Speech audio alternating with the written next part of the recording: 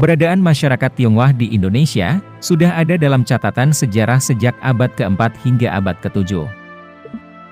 Namun jika melihat temuan arkeologi, kehadiran bangsa Tionghoa bisa lebih awal lagi, yaitu penemuan artefak sejak budaya Dongson atau Heger Type 1 pada periode 600 sebelum Masehi hingga abad ke-3 Masehi.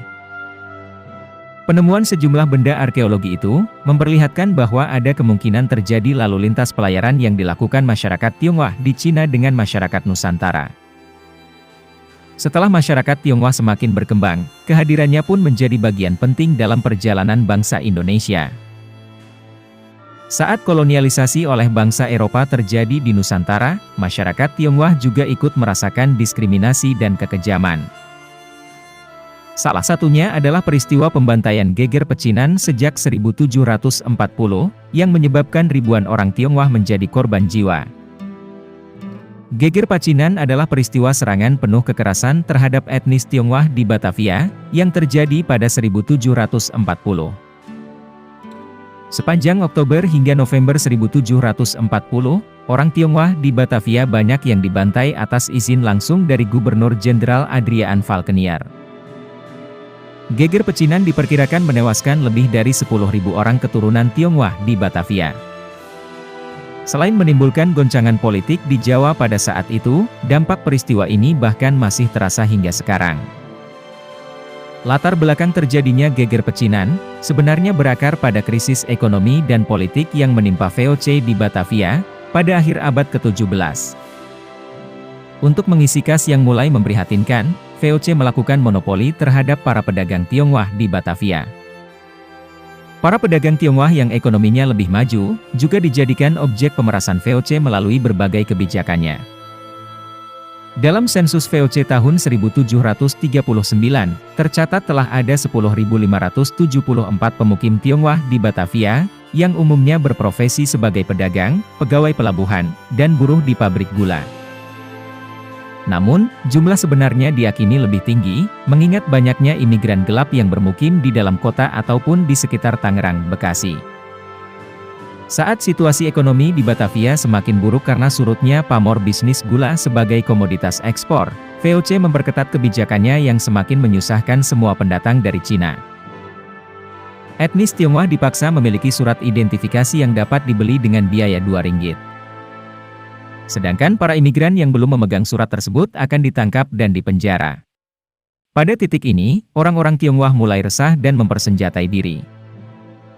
Pada Juli 1740, razia dilakukan untuk menangkap etnis Tionghoa yang dipandang mencurigakan dan membahayakan keamanan publik. Selain itu, VOC mengancam akan membuang buruh Tionghoa yang menganggur ke Sri Lanka. Pada September 1740, lebih dari 1.000 orang Tionghoa berkumpul di pabrik gula Gandaria, di bawah pimpinan Kapitan Sepanjang. Kemudian pada 7 Oktober 1740, etnis Tionghoa mulai berani menyerang pos-pos VOC di berbagai titik, hingga menewaskan 16 serdadu Belanda. VOC segera merespon pemberontakan itu dengan tindakan represif lainnya, yakni memberlakukan jam malam, melarang penggunaan lampu, serta melucuti senjata yang dimiliki etnis Tionghoa. Siapapun yang menolak atau melawan, maka akan langsung ditembak mati oleh tentara VOC. Pada 9 Oktober 1740, VOC mulai menangkapi orang-orang Tionghoa di Batavia. Kepanikan pun melanda saat muncul desas-desus bahwa orang yang ditangkap akan dibuang di laut.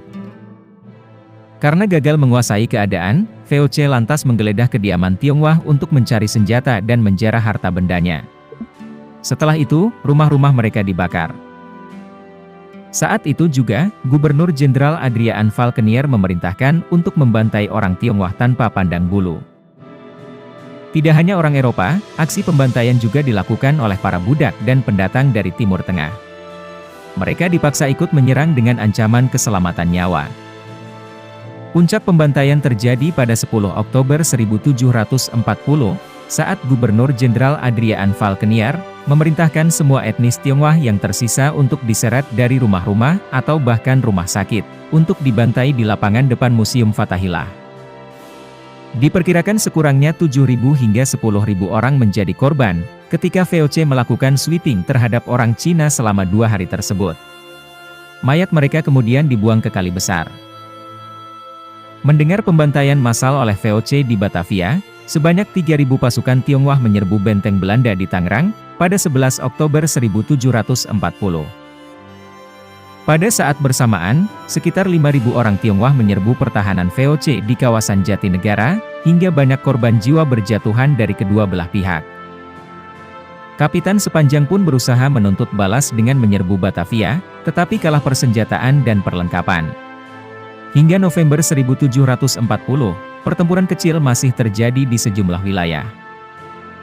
Sisa-sisa orang Tionghoa yang masih hidup, kemudian menyelamatkan diri ke Kampung Melayu, Pulau Gadung, Tanjung Priok, dan Sukapura, untuk selanjutnya berkonsolidasi dengan pasukan pemberontak di daerah Bekasi dan Karawang. Saat VOC mengirim pasukan di bawah komando Abraham Roos untuk mengejar, Kapitan Sepanjang dan pasukan Tionghoa akhirnya memilih menyingkir ke wilayah Kerajaan Mataram.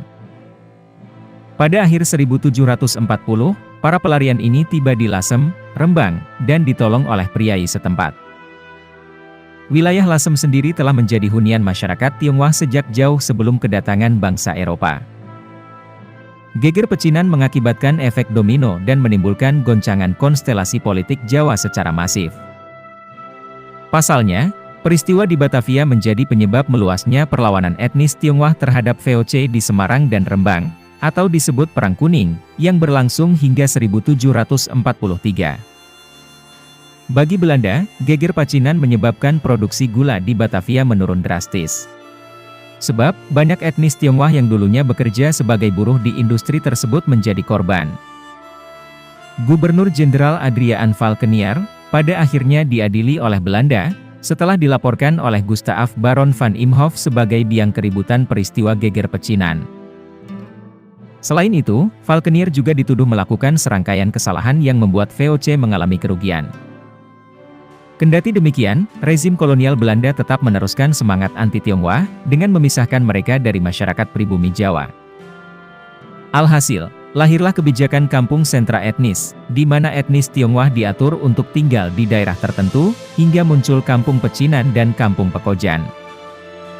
Langkah ini dilakukan sebagai upaya mengendalikan aktivitas ekonomi etnis Tionghoa, agar tidak dapat berkembang menandingi VOC. Kebijakan pemerintah kolonial saat itu, seolah menempatkan etnis Tionghoa sebagai pihak yang paling diintimidasi. Oleh karena itu, geger pecinan dapat disebut sebagai akar kekerasan massal terhadap orang Tionghoa, yang pada akhirnya terus menjadi isu sensitif dalam politik Indonesia hingga saat ini.